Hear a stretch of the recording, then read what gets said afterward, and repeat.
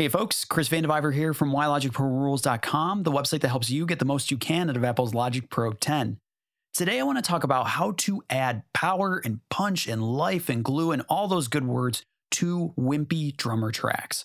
Now, from talking to a lot of Logic users, I know that many of us rely on Drummer for our drum performances and recordings, which is awesome. Drummer's fantastic. It makes it very easy to demo, to record, to write.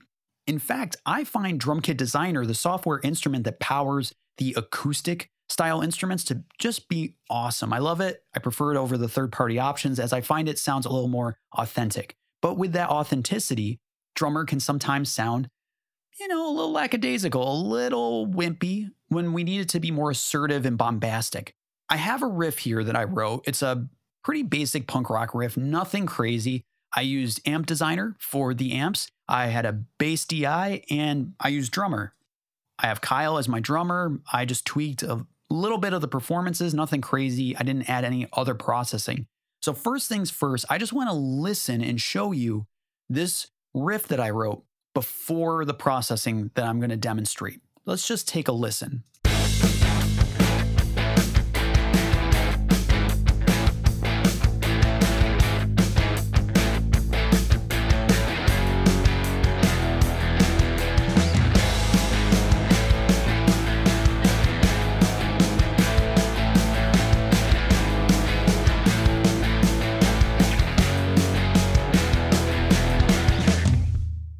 Cool. Again, nothing too crazy. Now let's open up the Drummer track stack. And I have an instance of Phat FX specifically routed to just the drums, as in the kick, the snare, the toms, not the hi-hats, not the overheads, not anything else. Let's listen again. We're going to start off by just listening to what we just heard, nothing new, and then I'm going to turn on Phat FX and we'll be able to compare and contrast as we listen the difference.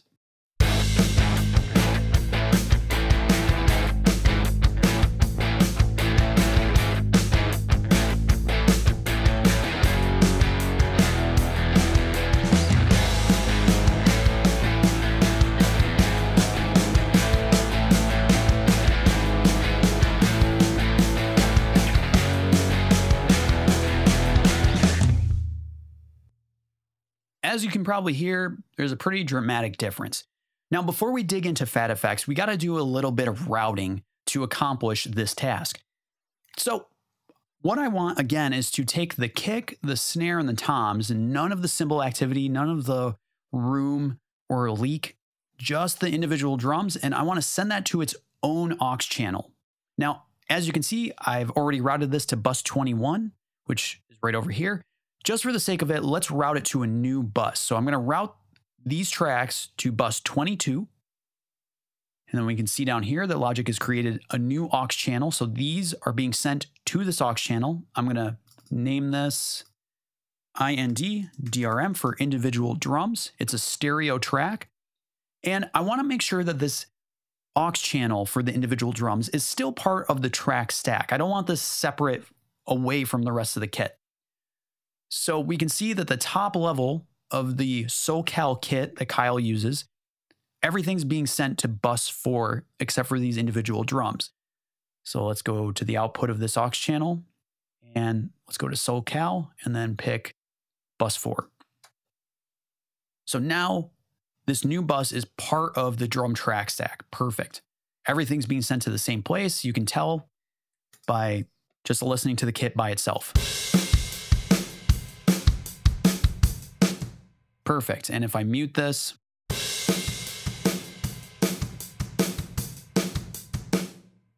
perfect. Okay, now let's instantiate Phat FX onto this new aux channel.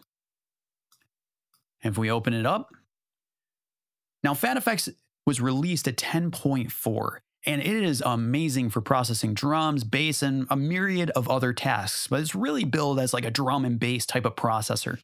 We are going to focus mainly on distortion, compression, and the mix knob here.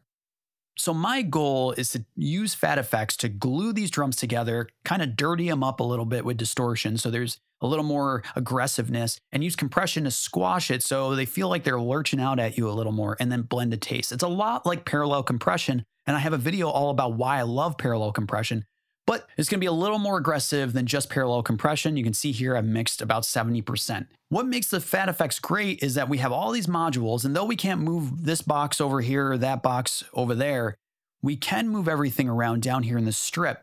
So if I decide that I want the diode distortion to come after the compressor, I can just move it over and there it is. Move it back. I can move the exciter beforehand. Super easy. All right, let's move forward. Let's turn off the compressor. I'm going to dial down the exciter and we're going to focus on just distortion. I'm going to turn the mix knob all the way back up. It's super important when you're making these sort of decisions that strive to be a little aggressive at first, and then you can dial it back, because the more aggressive an effect is, the easier it is to identify if it's making a good change or a bad change. I went through the drop-down menu here of different distortion modules, and I decided diode was the best one, that I liked it the best for this purpose. However, we're going to just walk through a couple of them. I'm going to dial this up to 50%, so it's very obvious what's going on. Here we go.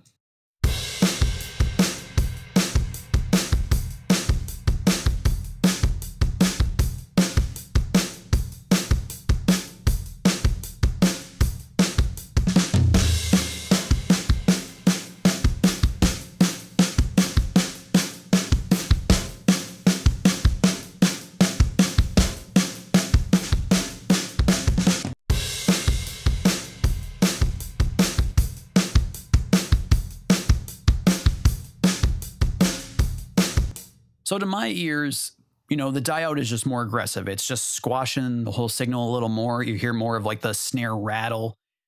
I really dig that. So I'm going to dial this back a bit to what feels tasteful. Let's take a listen.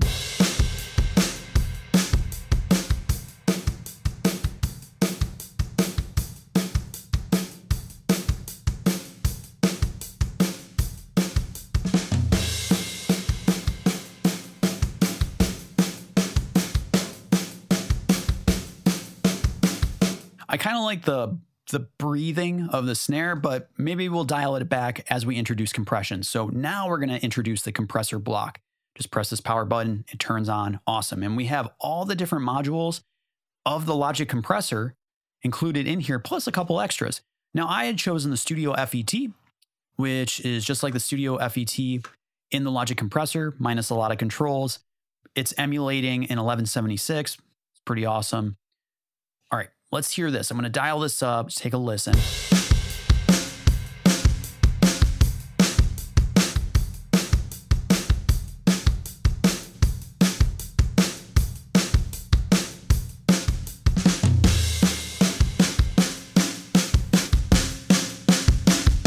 Now, again, it's adding aggression to this drum track, but I don't want to just completely squash these drums with distortion and compression. So let's dial back the compression.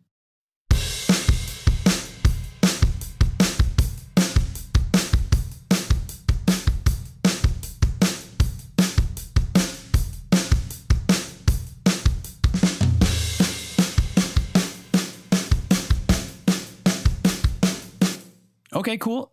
Now we're going to dial back the mix knob and we'll see where it fits best for us.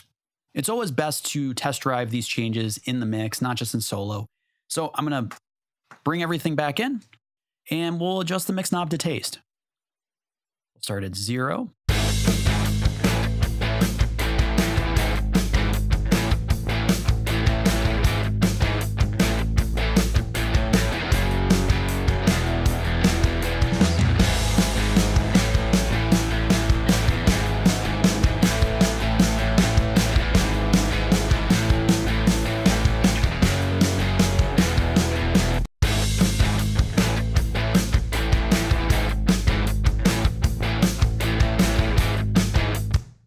Okay, that feels pretty good to me. The one thing I determined when I was test driving the Phat FX, the drums sound good, they're aggressive, but they kind of lack presence. They sound a bit muddy, they get a little lost in the mix of the mid-range guitars and the low bass. So I'm going to use an exciter to add some upper mid or high activity to give it a little more presence. Now, that's what an exciter does. It adds upper frequencies. However, it's always good to treat an exciter carefully and not get too crazy and dial it up to 100%. Exciters add upper mid and high activity that can be very fatiguing to the ears and even kind of damaging if you're listening for long periods of time. So I try not to go above like 10 to 15% at most. I would say more like 10. Let's just take a listen, add some excitement. I've added the exciter after the compressor in the chain here. I have my diode distortion before the compressor. So let's take a listen.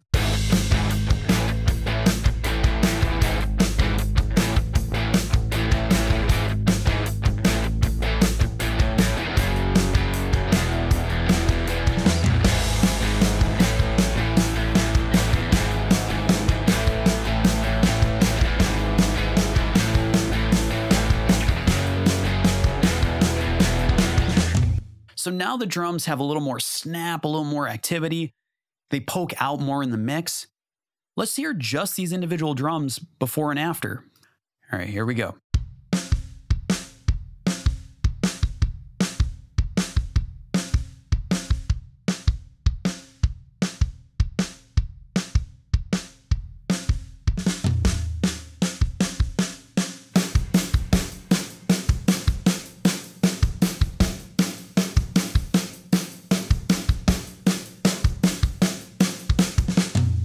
Can you hear that? It's like the drums recede into the background when we remove Phat FX, and then they stand up and they take more presence in the mix when we introduce Phat FX. By using distortion, compression, and then mixing it to taste, being a little aggressive, just on the drum tracks, none of the cymbals, overheads, etc., you can really add punch, power, life, vibe, glue to your drummer tracks. I hope that was helpful to you. As always, if it was, I highly suggest subscribing to the YouTube channel, Why Logic Pro Rules, or subscribing on the website itself, whylogicprorules.com. Every week I'm posting new videos, posts, emails, etc. to help you get the most you can out of Apple's Logic Pro 10. Thanks so much.